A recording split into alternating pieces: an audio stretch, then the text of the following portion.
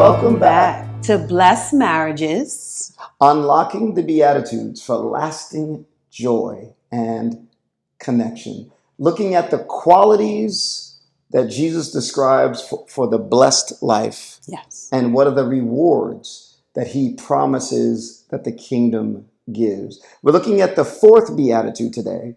And that Beatitude is blessed are those who, and that's why we're in the kitchen.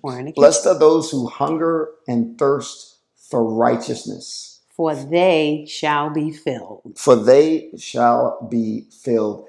I know that in his day, when Jesus had the crowds around him with the apostles and the crowds are gathered and he's speaking to his disciples, when he said that, he was surrounded by people who literally lived from hand to mouth. Mm-hmm. And that twist, I know, must have gotten their attention when he's saying, man, blessed are not those who are full and fed and got Chick-fil-A and all the thing. You know, we have a horrible relationship with food today because food is everywhere, right? We don't worry about eating. Nobody gets hungry. But that was a reality. For most of the world, it still is. And for his time especially, but he twisted. He says, these guys who hunger and thirst for righteousness, for wanting to be more and more like God, to be mature, they're not the ones who are at a disadvantage. They're the ones who have the advantage because they're the ones who have a healthy appetite to grow. First thing you know when you're sick is when you don't want to eat. But how in the world could realizing you are lacking be a good thing as a husband or a wife? You are lacking in you. I know it's an area that you personally feel like, I want to be better in this. Yeah, I'm not doing righteous. Now that could be because you failed in that area, or you Right. could just see a deficiency in that area. I know Right. for me, I saw the consequences of it, my words affecting you negatively, putting you down, not encouraging you, discouraging you, not being supportive or gracious. And I wanted to change that. And I saw that because of my habits, the way I was raised, the things I've modeled, I just didn't know how to be that. But I wanted to be that. I wanted to be your biggest fan. And so I was hungry. And my mother used to say, when you're hungry, you'll eat anything. And so I had to get to a place of, like Jesus said, right? Being willing to run after and do whatever it was going to take to be different. And so I know you're going to talk about what those things are. But for me, it was finding someone who that was a strength and asking them to mentor me and help me grow in that area. Yeah. You could describe it as you had hunger pains. I mean, nothing takes over your consciousness. If you ever fast for a long period, you know nothing takes over your consciousness like hunger. It just doesn't. And the growling. And you want to do like the dry mouth. You feel that. Yeah, physically. And as a husband, look, I know one of the things that I tend to feel. I am one of those husbands who can get so caught up in being right, in being, I've got the truth, I've got the facts, that I realize I don't have that humility at times to that kind of spirit that goes, man, let me be curious about what's going on for Pam. Why does she have this view? Let me draw you out.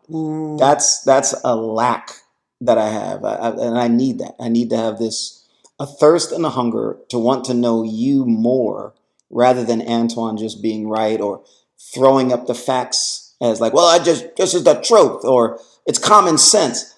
So rather than being that way, having the same compassion that Jesus had, to be empathetic, to use the more modern word, but really to be compassionate and really be the kind of husband that does that for you. That's a lack. And I'm finally starting to get I'm finally starting to get a little bit of a hunger for that. And thank you for sharing that. And so what are some things, if someone is in an area where they see they want to hunger and thirst, what are some things they can do? Number one, don't let shame keep you from looking at your weakness. Mm. Shame, embarrassment, that spectrum.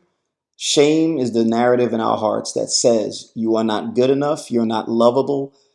And so it makes us not want to look at our ugly parts. Um, and look, and when we're working on our meekness, we're supposed to be looking at ourselves more, Mm-hmm. like dealing with the planks in our eye. But shame will keep you from covering it up and hoping for the best. But the catch is, unless it comes out and you can be free to just say, man, this is my weakness. Right. So my first one I would say is openness and transparency with your spouse, Yep. apologizing, taking responsibility, openness and transparency with God and with others, being able to say, man, yeah, I got it wrong here. I blew it. I need something here. So not being caught up in shame will keep you from just, it's like being surrounded by good food. God's waiting to give it to you and you just stand there, I'm good. I'm all right. I ate Yep. before I've done I that got home. before. You know, I thought about, for me, one of the things I did was a good book. Like a good book that some wonderful books that are yep, out there. some good Yes. Yep. resources, a good book that I could read and take me through building that muscle, building that habit, practicals for every day to begin to use my words to build rather than to tear down. So I Yeah. thought of that as a number two tool. Yeah. Hungry people first admit what they're lacking. They just admit it. I'll have some, sir. Like, like, yes, because you realize you need it. Hungry people will do things like get resources, books.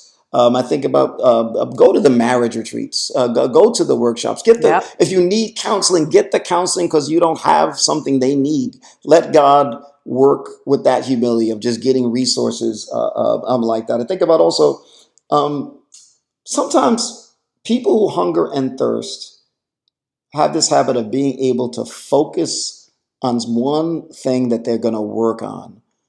So there's sometimes that too, where we don't focus on something. So something as simple as I'm going to focus I know what my spouse's love language is. Mm-hmm. This week, I am going to go all out and really just invest in it. I'm gonna, because I don't have it. So I'm gonna really make this a daily practice.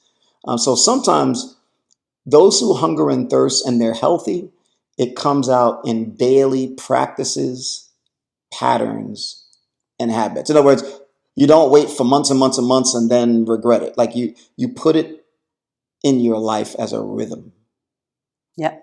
A daily rhythm A and daily practice. rhythm. Yep. So, what say you? What are the signs that you know that you're hungry? It's funny. It may be some of the same things you do when you're physically hungry. You start looking for opportunities. You let people know. You mention it. Whatever You you go to a do. place that has food. You start hanging out at places that have food. That's Right. right. Right. Whatever it takes for you. My encouragement is don't look at your lack with shame. We all got our issues, our things we've got to grow Yep, in. we We do. do. Let it encourage you that, man, God, all I got to do is ask for help, take some steps. Every step I take forward, God will take 5 steps toward me. I just go like this. Excuse me. Before you finish, excuse me, your table will be loaded up with what you need to be the best husband or wife you need to be. Let this encourage you until we meet again. This has been great. This has been great. Stay hungry, my friend.